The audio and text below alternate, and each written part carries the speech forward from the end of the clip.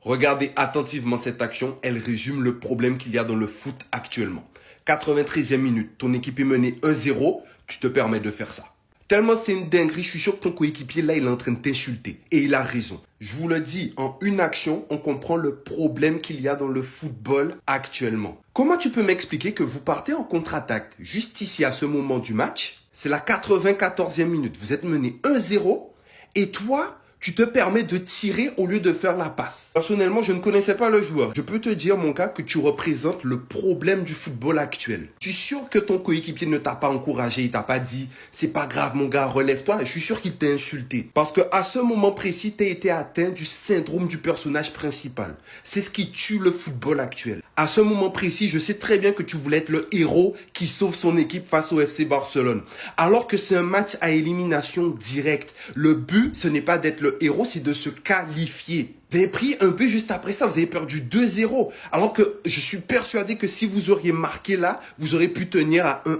C'est la 94e minute dans un match à élimination directe. Vous êtes mené 1-0 au lieu d'assurer le but.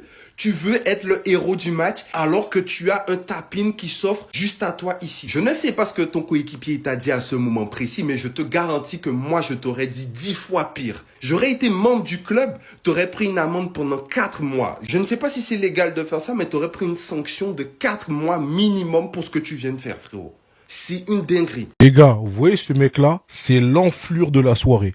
Une enflure de première classe. Tu joues en match de coupe à domicile contre le FC Barcelone. Tu perds 1-0 à la 93e minute et 43 secondes. T'es trouvé en profondeur. Regardez la situation, les gars. T'as juste à faire un passe-tir pour assurer l'égalisation. Et je sais pas si c'est prolongation ou tir au but. Mais en gros, tu continues le match. Tu remets ton équipe dans les rails. Mais malheureusement, le syndrome du personnage principal a pris le dessus. Et regardez ce qu'il a fait. Grosse frappe sur Johan Garcia. Ensuite, le FC Barcelone, ils ont une situation similaire. Eux, ils marquent et t'es éliminé. Les gars, je me dis, dans le vestiaire, hein, lui, faut le frapper. Je vous jure, faut le frapper. Il y a des mecs comme ça, le syndrome du personnage principal. Genre en mode, c'est toi, tu dois... Wesh! C'est une dinguerie. Voyez-moi ça, là. C'est un truc qui peut me faire me battre, hein. Genre, je vais me battre avec toi. En mode, genre, on va ça foutre. Parce que c'est l'occasion d'une vie pour nous tous, hein. Jouer contre le Barça comme ça, c'est des matchs où tu sais qu'il faut pas les rater.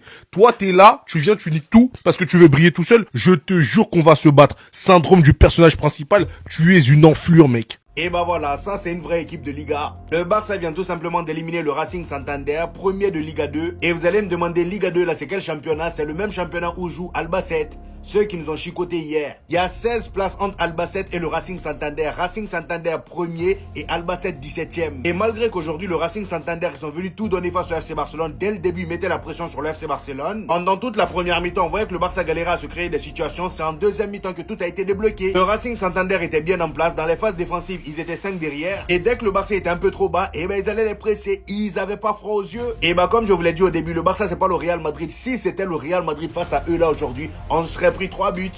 Enfin, hier on a pris combien? 3. On serait pris 4 buts ou 5. Parce que déjà, si face au 17e, on a pris 3 buts, face à eux, là, on aurait pris combien? Vous voyez? L'entrée de Fermín López aujourd'hui a tout changé. Il est rentré, il a dynamiqué un peu le match. Tout a changé. Et d'ailleurs, c'est lui qui fait la passe décisive à Ferran Torres. Ferran Torres qui a été nul à chier pendant tout le match. Il a eu une magnifique occasion grâce à Fermín López.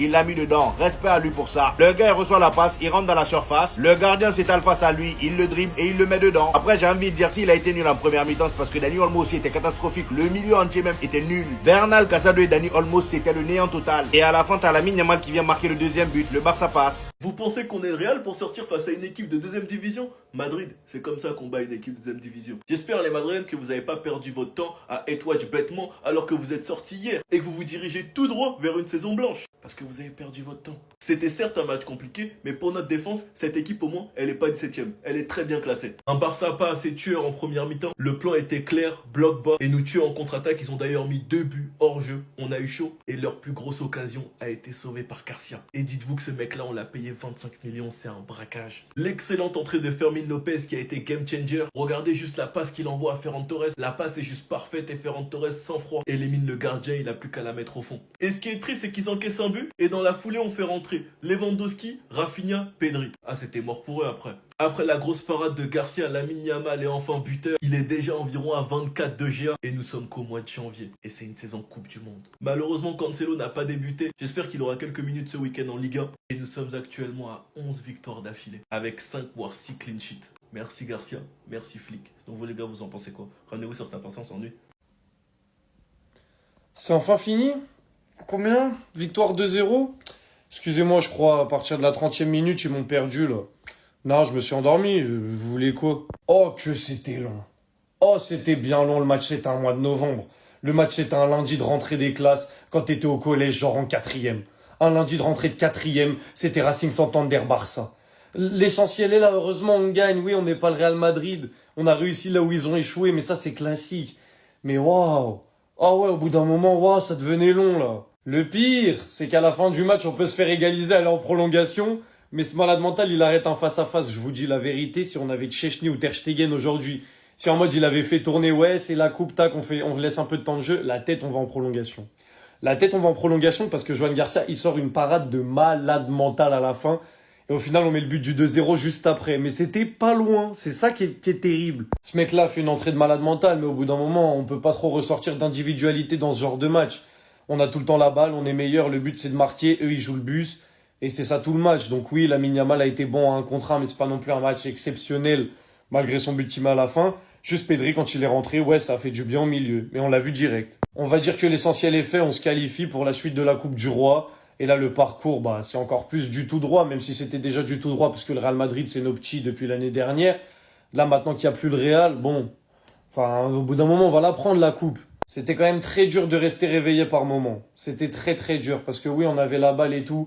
Ah, mais c'était stérile. Ah, pendant un long moment, c'était stérile. Merci Joan Garcia pour la parade à la fin. Et puis, de toute façon, on se donne rendez-vous au prochain tour, hein, les Madrilènes. Ah non, pas les Madrilènes. Bah, on se donne rendez-vous au prochain tour pour ceux qui sont qualifs. Les Madrilènes, vous dormez? Est-ce que vous dormez? Vous savez ce qui est marrant ce soir? C'est que tous les Madrilènes, ils ont regardé le match. Ils attendaient qu'une chose, que le Barça perde face à une Ligue 2. Et malheureusement, non, le Barça n'a pas perdu, les gars. Le Barça a dominé, a surdominé. Et vu que vous avez regardé le match, vous avez sûrement dû voir que les joueurs de Santander ont la classe. Que les joueurs de Santander vous ont donné une leçon. Eux, ils ont fait la haie d'honneur.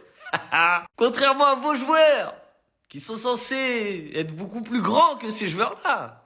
Eux, ils ont fait la haie d'honneur. Voilà la différence de classe entre les joueurs de Santander et les joueurs du Real Madrid. Vous pensiez quand même pas que le Barça allait perdre face à Santander? Une victoire logique, avec un but de Ferran Torres sur une passe de Firmine, un but de Lamine Yamal, tranquille, sur une passe de Rafinha. Une qualification en quart de finale de Coupe du Roi logique. 77% de possession de balle face à 23. 17 frappes face à 6. Les gars, ça joue au football ici. Qu'est-ce que vous croyez? Qualifié en quart de finale, vous allez regarder. Qualifié en demi, après, vous allez regarder. Et la victoire finale, vous allez la regarder. Les supporters du Real, ne vous inquiétez pas. Il y a encore plein de matchs du Barça à regarder. Durant combien de matchs Garcia va nous sauver, les gars? C'est plus possible. On se répète à chaque fois, mais on a enfin trouvé un véritable gardien, un vrai gars qui nous fait gagner des matchs, qui nous sauve les fesses. Et c'est normal que Flick à chaque fois il met en avant Garcia, qu'il l'embrasse en fin de match. On demande pourquoi il joue ce soir en Coupe du Roi. Il répond, bah c'est notre numéro 1. C'est tout. On lui parle de la défense du Barça, en évoquant la mauvaise défense du Barça face au Real, surtout dans les dernières minutes. Flick a répondu, avec Garcia, je reste calme. Quand Garcia est dans mes cas, je suis calme. Il a déjà déclaré que pour lui, c'est l'un des meilleurs du monde. Et là où Garcia est un véritable antagoniste, c'est que ce soir, on s'est mangé 2 buts. 2 buts hors jeu. Sur les 2 buts, il fait absolument rien. Mais sur la grosse occasion en fin de match qui n'était pas hors jeu, il nous sort encore cet arrêt de taré. Alors qu'il devait nous égaliser face à face, il nous sort cet arrêt de taré. Après, c'est mal joué, ils auraient dû la jouer à 2. Mais Garcia est juste trop clutch. Garcia est l'un des meilleurs gardiens du monde. Et j'espère que De La Fuente regarde ces matchs. Car c'est lui qui doit être titulaire en Coupe du Monde, il n'y a plus de débat. Match après match, il le prouve. Les gars, on y est. On a enfin trouvé notre gardien. Sinon, vous les gars, vous en pensez quoi? Ramenez-vous sur Snap Instant, on s'ennuie.